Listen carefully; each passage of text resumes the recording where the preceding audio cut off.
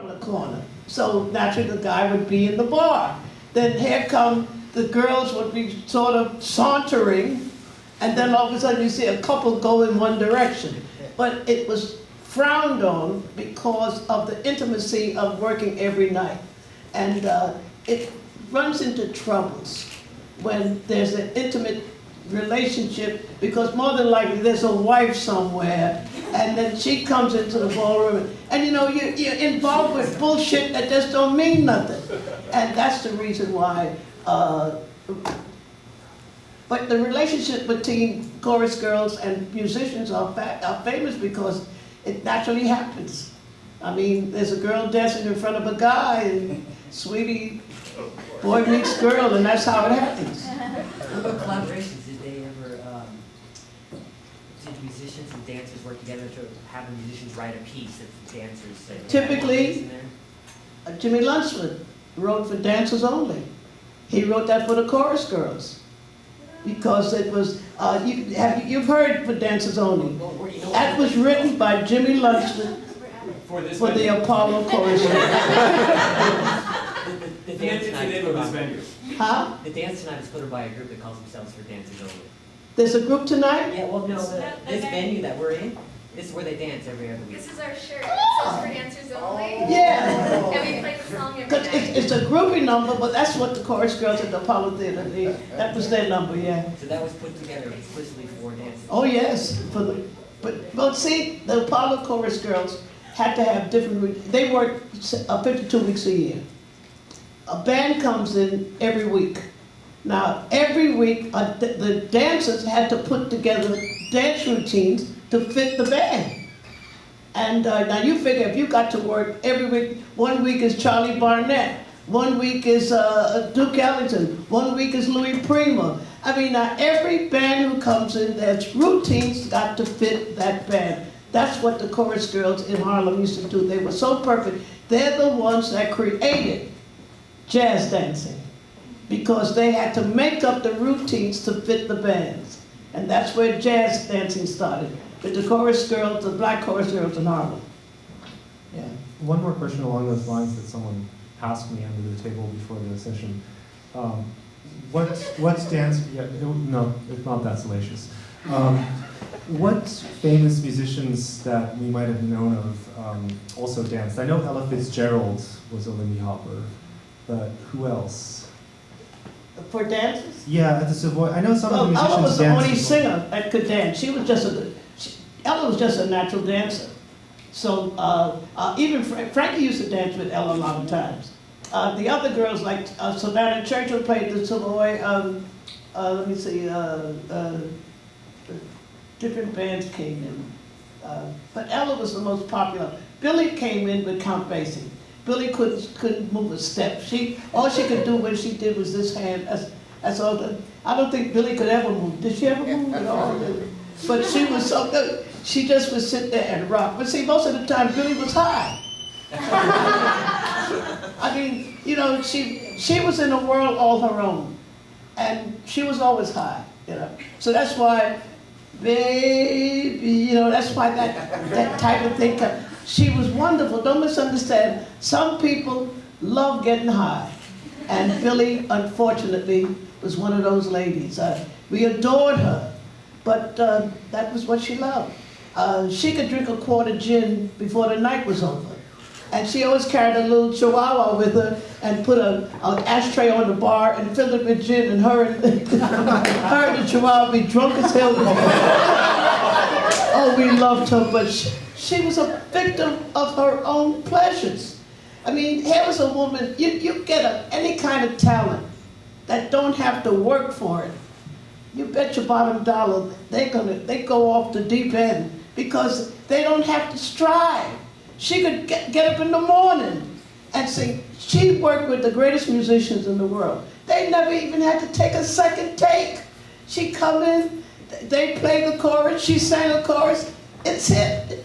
She didn't have to struggle to sing. Some people have to struggle with the talent, so they don't have the time and the luxury to delve into the pleasures of the body.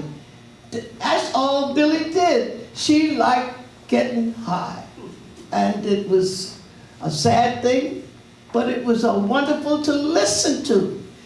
She was a joy. We used to look at Billie, the last time she was playing a joint in Milwaukee and she's in the bathroom changing her clothes. I said, B, what the hell are you doing here in the bathroom changing your clothes? She didn't give a goddamn. You know, she was that kind of a person, but you adored her. And that's what made her singing so special. But she was a victim of something she loved. And we love things, sometimes it's the most devastating thing for us. That's what being human is. She was the most human person I know. I don't know nobody who's more human than Billie. She didn't give a damn. And that's why she died at 42, you know. Very sad, but she was, boy, could she sing. She could get to you in your heart. That's what, living for you, you know, it's easy living. And the way she would phrase, I mean, you think Billie made all the pimps go back to their wives. I'm telling you, she was amazing. She was amazing. But she had her place in the world. It wasn't for longevity at all.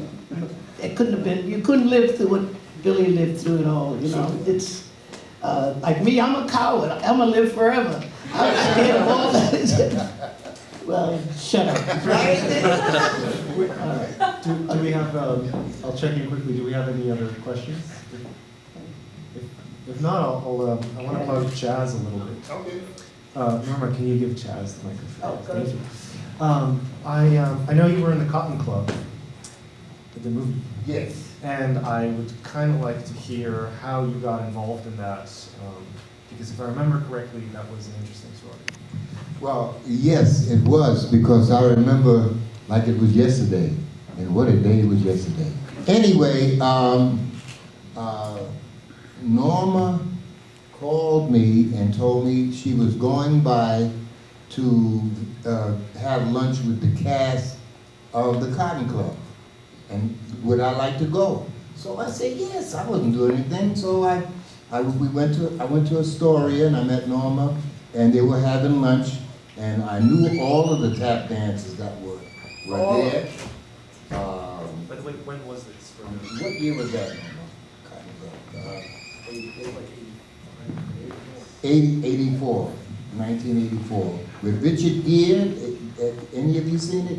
No, that's before your time. You saw it?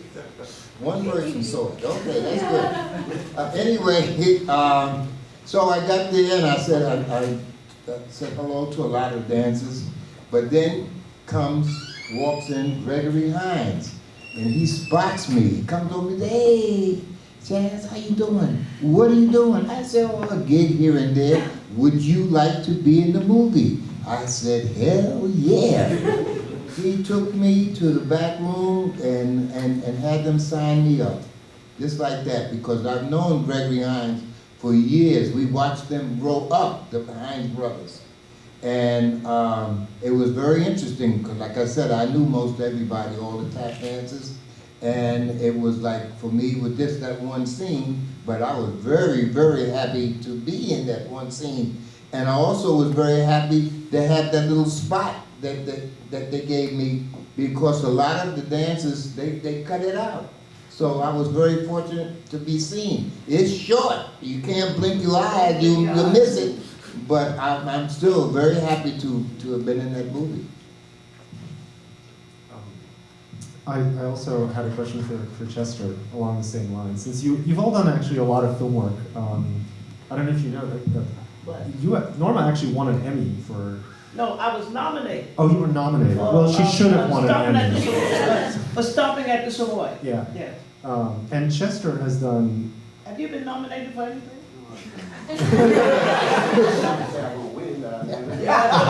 I didn't win either, but I was nominated. Yeah, that's better than nothing. Right.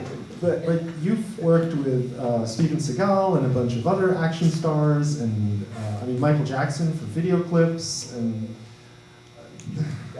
I don't even know what to ask. How did you get to work with Michael Jackson? Like I said, I worked with Michael. Is it on? I think it's a song. No, I want to clear the house. Now that I was, like I said, did music videos in the '80s was the biggest craze at that time for everybody. If you were a choreographer, your work was shown all over the world. And I was working for a company called Imaginary Entertainment at that time. And I got this job through 20th Century Fox. They needed a choreographer to do Johnny Dangerously with Michael Keaton. And the guy that did the music was Weird Al Yankovic. And so that's how I met him. And then he said, they needed a choreographer, we need somebody to choreograph him. So I taught him how to dance. I came in and taught the whole crew, the whole set. There was a Roaring 20s scene, and I taught it in 60 minutes. And the cameraman director walked in and said, oh my God. He said, no joke. So they said, wow, we got everybody dancing, so they had to reshoot it. And right then I was hired to work with the company. Then my name got crossed to this guy choreographing all these people. And then Michael Jackson was doing this thing like that. I was like, oh wow, he was doing a whole bunch, his album came out. And he was doing this fantasy thing. By the time I come on, it was off the bandwagon. You saw the bandwagon earlier today. It was the Smooth Criminal. And it was with 3 other choreographers that, and I was like continuity person. And they do this special, there's a scene where you see him grab the pool ball and crush it and blows it in the guy's face and he flips the guy over and the guy dissolves it. I did stuff like that. I got a chance to work with him. That was the first time I got a chance to work with him on that. The second I did some of his work on his tour. Meanwhile, they asked me to come in and do a parody on some of his things we did bad. How many see I'm Fat? Okay, that's a parody on Weird Al is fat. I'm fat. I said I'm bad. I'm bad. I'm fat. And so, that got me a name to do television, and then it went all over. I started doing MC Hammer, Boys to Men, Soul to Soul, The Commodore. Some of these groups you probably don't know. I worked with a lot. Huh? Oh, you do? I'm just let you know. This is when we were working with albums or records. Some of you don't know what a record is. You know what a CD is. A CD is a black record played on laser, okay? So I'm just letting you know. So my name started carrying on. So I did in the 80s I did the NAACP Image Awards for 6 years. I did the Soul of American Music 8 years. I did the Stella Awards, which is the Oscars for gospel music. How many artists I worked with? Tom Babyface, Tony Braxton, Della Reese, Lyle Hampton, Barry Gordy, Dick Carter. You had Elliot had a poster of you. Oh. The poster with you in the white suit like Michael Jackson. Oh, what was that? That was when I did my world tour with my own company. I had a company called BBJ, Black Ballet Jazz. The first company that did vernacular jazz all the way. We toured 15 years. That poster was done in Russia. That was me dancing in Russia, and it was dressed in white. They caught me there doing a turn in there. They took a picture of it, and the next day it was on the papers. Oh, wait, can you show them that poster? I don't You know. have it on your TV? Oh, no, I have Oh. I don't have that one. It's a poster. And, Michael Jackson in the white suit, to think that Michael Jackson, he has a poster, but I thought it was Michael Jackson, and it was him in the white suit. And Elliot showed us the poster when we were getting ready to go to Rio. Oh, Remember?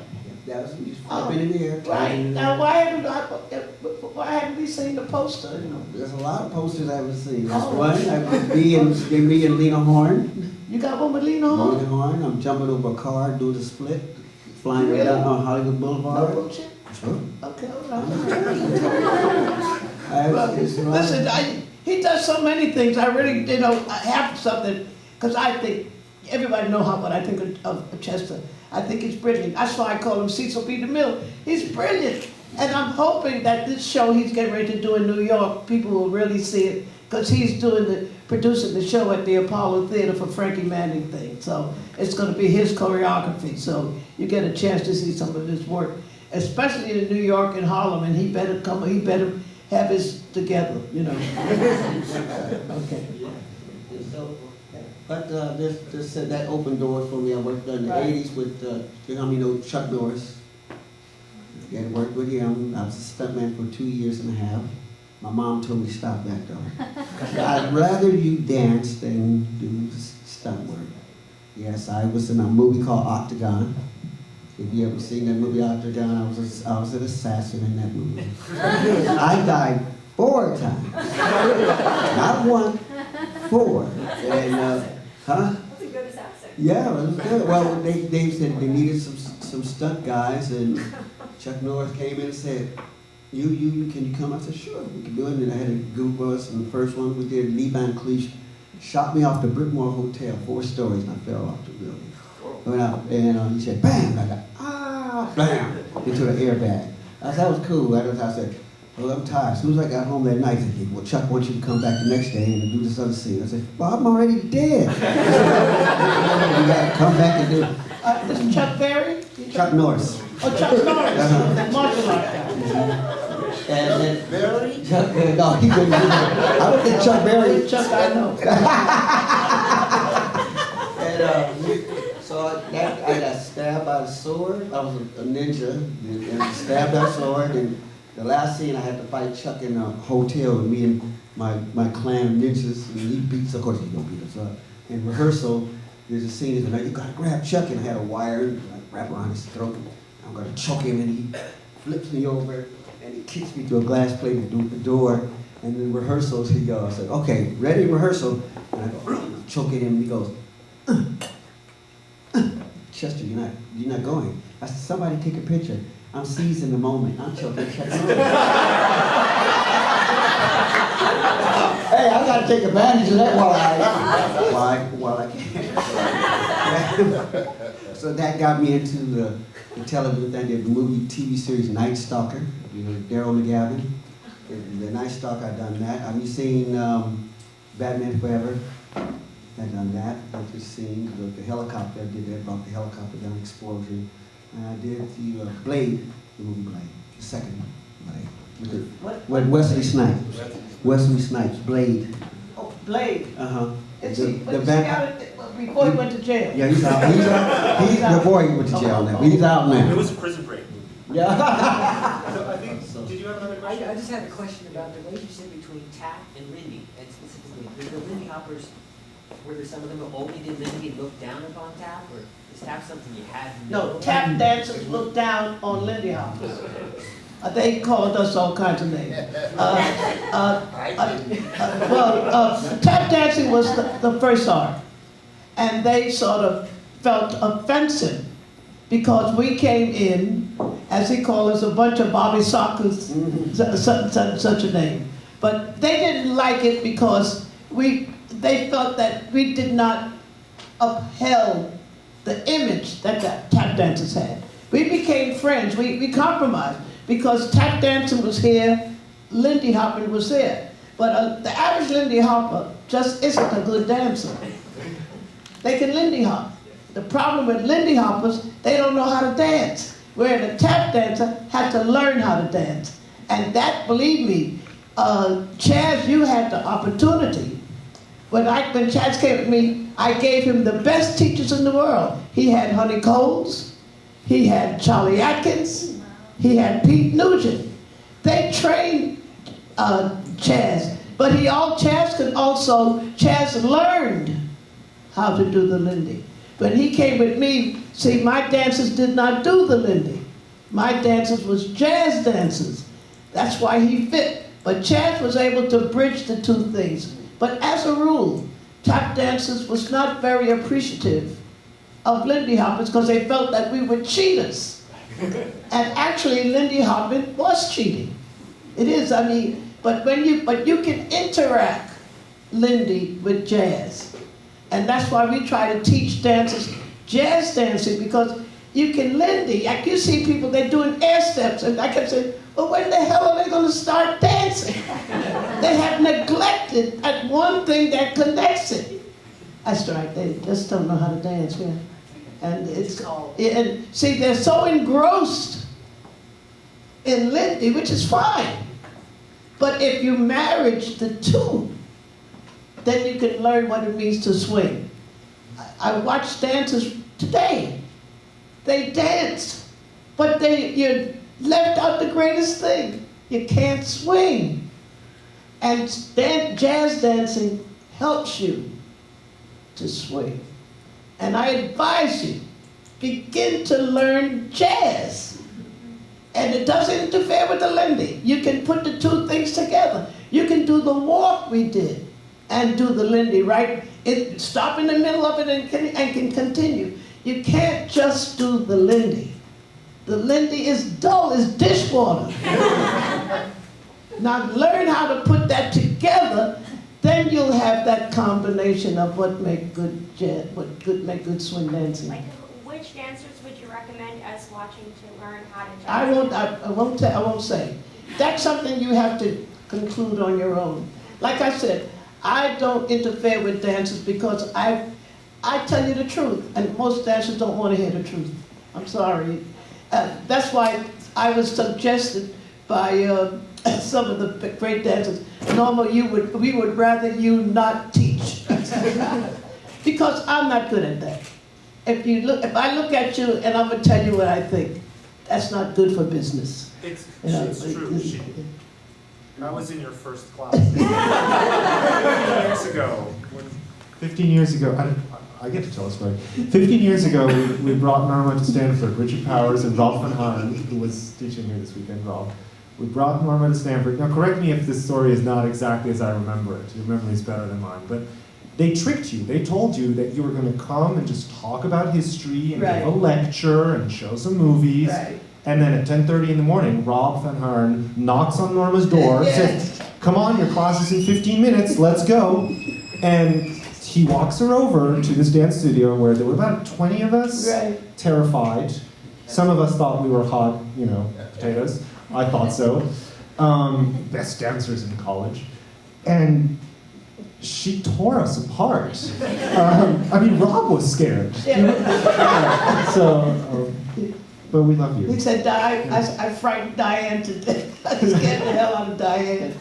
But, when you dance at a level, I expect that from a dancer, because I produce dancing.